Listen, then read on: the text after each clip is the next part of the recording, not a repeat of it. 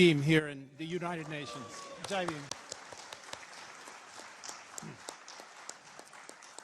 And I want to offer warm thanks to Dilip Maske for his role in setting up this amazing gathering for us.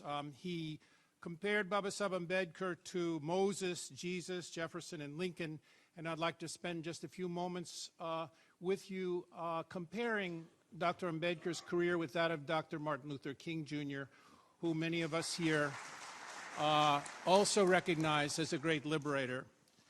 Ladies and gentlemen, we gather here at the UN today to honor the memory of Dr. B.R. Ambedkar, India's most fearless and eloquent voice for equality.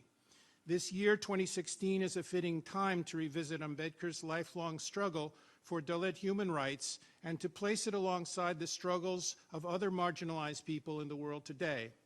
For 2016 marks the 125th anniversary of Ambedkar's birth and the 60th anniversary of his death. It also recalls a landmark victory at the beginning of America's civil rights movement. 60 years ago, Dr. Ambedkar launched the largest mass Buddhist conversion in history, identifying the ancient teaching of Dharma with the struggle for human rights and the abolition of caste in India. Ambedkar chose Buddhism as a philosophy of nonviolent social change that sees each person as precious and equal. He chose the date October 14th to lead 500,000 ex-untouchables into Buddhism because that date is associated with the Buddhist conversion of India's greatest king. Ashoka Maurya's armies had subdued most of South Asia in the 3rd century BCE through violent conquest. But then he had a profound change of heart, and henceforth he ruled his empire by Dharma Vijaya, a policy of tolerance and equal protection of all citizens under law. While Ambedkar and his followers embraced Ashoka's legacy in 1956, the American civil rights leader, Dr. Martin Luther King, Jr., won his first victory in the U.S. Supreme Court, ending the Montgomery bus boycott and establishing the principle of equality for African Americans on public transportation. In the 6 decades that have passed since then, the followers of Ambedkar and King have won many victories.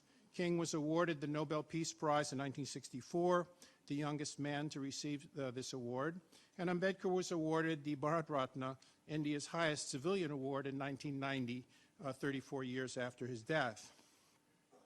Sadly, these honors do not mark the achievement of equality for tens of millions of Dalits, OBCs, and tribal citizens in India who still suffer the world's highest rates of poverty and violence, or for blacks in the United States who are subject to daily violence in the streets, systematic discrimination in the workplace, and the highest rates of incarceration of any group in the world. Nor are the legacies of Ambedkar and King equally revered around the world. Ambedkar, one of the most outspoken and visible founding fathers of the Indian Republic, remains virtually unknown outside of India. Most people know that Mahatma Gandhi led the fight for independence and that his nonviolent marches inspired Dr. King and the American civil rights movement. But few people know of Ambedkar, the first untouchable to attend college, the first to earn advanced degrees in New York and London, to pass the bar and launch mass movements for access to public drinking water and temple worship, the first appointed law minister of India, and the principal author of its constitution, and the first modern politician to embrace mass religious conversion as a means to social transformation. At the same time, Ambedkar was not alone in demanding social justice in the name of religious truth and morality. Martin Luther King, Jr. was a 27-year-old preacher and a doctoral student when the bus boycott he led ended up in the Supreme Court. Born in Atlanta, Georgia, as a Baptist minister, Martin earned distinction in college and seminary and was himself ordained a minister at the age of 19.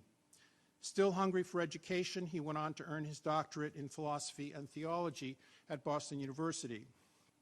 Like Ambedkar, King quickly applied his education to the service of his people.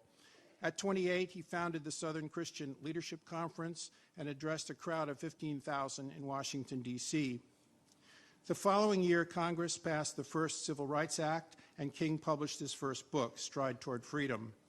At that age, Ambedkar had also published his first book titled Castes in India, Both young activists were hailed as the new leaders of an age-old struggle.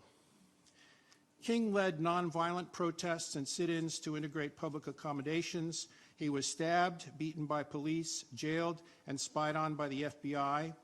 Nevertheless, in June 1963, he led 125,000 marchers on the Freedom Walk through Detroit, followed in August that year by the historic rally of 250,000 people on the Washington Mall, where he delivered his I Have a Dream speech.